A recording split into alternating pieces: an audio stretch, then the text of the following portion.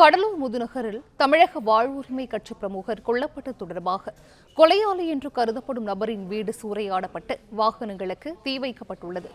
கூடுதல் விவரங்களை செய்தியாளர் லெசிராஜா வழங்க கேட்கலாம். லெசிராஜா, வணக்கம். இது குறித்தான விவரங்களை பதிவு செய்யலாம். கடலூர் முதுநகர் சான்றோர்பாளையம் பகுதியைச் சேர்ந்தவர் சங்கர். இவர் கட்டட தொழிலாளராக இருந்து வருகிறார். இவர் தமிழக வாழ்வுரிமை கட்சி நிர்வாகியாக உள்ளார். நேற்று நள்ளிரவு சங்கர் தனது வீட்டின் அருகே நண்பர்களுடன் நின்று பேசிக் கொண்டிருந்த போது அங்கு மோட்டார் சைக்கிளில் வந்த மர்ம நபர்கள் சிலர் சங்கரை சுற்றி வளைத்து கத்தியால் மார்பில் குத்தியுள்ளார். இதில் ரத்த வெள்ளத்தில் சம்பவ இடத்திலே பரிதாபமாக சங்கர் உயிரிழந்தார். இது குறித்து தகவல் அறிந்து கடலூர் முதுநகர் போலீசார் சம்பவ இடத்துக்கு சென்று சங்கரின் உடலை கைப்பற்றி பிரேத பரிசோதனைக்காக கடலூர் அரசு மருத்துவமனைக்கு அனுப்பி வைத்தனர். மேலும் சங்கரை கொலை செய்துவிட்டு தப்பிச் சென்ற மர்ம நபர்களை போலீசார் வலைவீசி தேடி வருகின்றனர். போலீசார் முதற்கட்ட விசாரணையில் அதே பகுதியைச் சேர்ந்த சதீஷ் என்பவர் தரப்பினருக்கும் சங்கருக்கு முன்னுரிமை இருந்து வந்த நிலையில் சதீஷ் தரப்பினர் அவரை நேற்று நள்ளிரவு கொலை செய்ததாக கூறப்படுகிறது.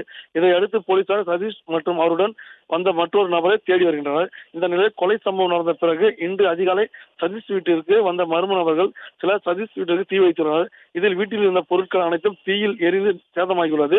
மேலும் வீட்டின் வெளியே நிறுத்தப்பட்டிருந்த 2 மோட்டார் சைக்கிளையும் தீ வைத்து எரித்துள்ளனர். இதையடுத்து தீயணைப்பு வீரர்கள் சம்பவ இடத்திற்கு விரைந்து வந்து வீட்டில் பற்றி இருந்த தீயையும் மோட்டார் சைக்கிளில் பற்றி இருந்த தீயையும் அணைத்துள்ளனர்.